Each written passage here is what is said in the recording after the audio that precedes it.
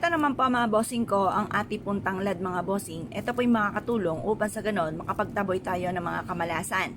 Naniniwala po ba kayo sa mga ganitong mga pamamaraan mga bossing?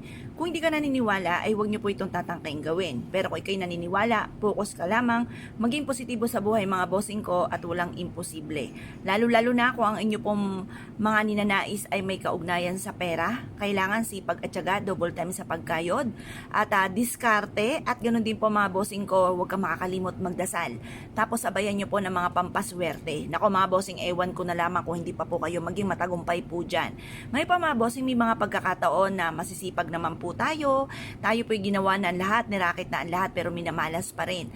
Ngayon pa mga bossing, baka hindi mo lang nakikita ay napakarami mga negatibong enerhiya sa paligid. Ako pa mga bossing, kapag may bago sa akin pandinig, ay parang hindi ako makatulog hanggat hindi ko ito nagagawa. O hanggat hindi ko pa ito nabibili mga bossing. Kaya yun nga po mga bossing, pagdating sa usapin ng halaman, nakakita ako ng halaman, ay Diyos ko po, para akong tanga mga bossing ko, na-amaze ako sa mga halaman, lalo na yung mga halaman na pampaswerte. Ngayon po mga bossing, subukan nyo po itong gawin mga bossing. Masasabi ko lamang, kahit anong araw nyo po ito gawin, basta't ikaw po ay nasa mood kayo na gumawa at hindi kayo napipilitan at kayo po hindi nagmamadali at makakapag-focus ka sa pagwi-wish at pagpapausok nito mga bossing ko, ay lumarga po kayo. Pero kung ikaw ay nagmamadali at talagang hindi na nakakapag-focus, masabi na lamang nakagawa ka, ay huwag ka munang gagawa. Dahil baka kayo mainis po dito, dahil kawi-kaampo ninyo, bakit kayo hindi malang tumalab?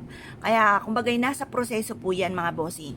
Ako po mga bossing, na napasin ko po, pag ako'y nagdadasal sa mahal na Panginoon, sa mahal na Birhen, mahal na Santo Niño, sa lahat ng mga santo mga bossing ko, dahil ako'y paladasal din po tuwing umagay, lagi ako nakaharap sa may silangan at nakaharap sa may altar po namin, ay pag po ako'y nagdadasal ng parang basta-basta laang, hindi po natutupad ang aking kahilingan.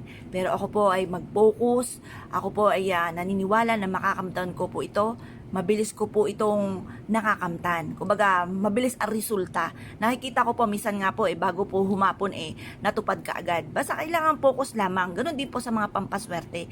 Kailangan focus ka lamang at maging positibo. Maniwala ka na makakamtan nyo po yan. Huwag nyo pong kakalimutan ha, sipag at syaga, double time sa pagkayod, diskarte at huwag kang makakalimot magdasal at sabayan pa ng pampaswerte. Ito po mga bossing ko, isang kap lamang para tayo maging matagumpay. Huwag kang aasa sa swerte. Kayo po ang kailangan kumayod. Laging tatandaan, kung mansyon ang pangarap, mansyon din ang pagkayod. Baka naman po mansyon ang pangarap tapos ang pagkayod, konting kembot lamang, pagod na. Nako, meron akong kakilalang ganyan mga bossing. Daeng ng daeng mga bossing. Nagkaroon lang ng dalaw mga bossing ko. Yun nga po mga bossing ko, 6 ang anak ay talaga namang a-absent. Hindi nanghihinayang mga bossing ko sa sahod. Tapos daeng ng daeng. Nako mga bossing, kapag po ganyan na sitwasyon, ay nako mga bossing, ay huwag ka nang umasa pa mga bossing kasi nakaka-attract ka ng mga negatibo.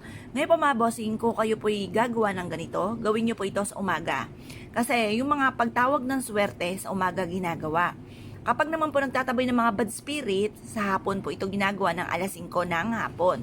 Ngayon pa mga bossing, dahil tayo magtatawag ng swerte, sa umaga natin ito gagawin ng mga bandang 6:30 or kaya po alas 7, matatapos ang paggawa natin ng mga pampaswerte hanggang alas 8 lamang mga bossing. Mag-wish ka habang ito ay umuusok. Maganda ka ng mga 20 pesos na uling. Magparikit ka dyan. Paghaluin nyo po itong ating tanglad at asin mga bossing. Kung may dahon ka ng laurel, isama nyo na rin, or kaya star anise, isama nyo na rin. Dahil yan po ay isa sa mga proven at napakabisang pang-attract ng swerte, pantaboy ng kamalasan.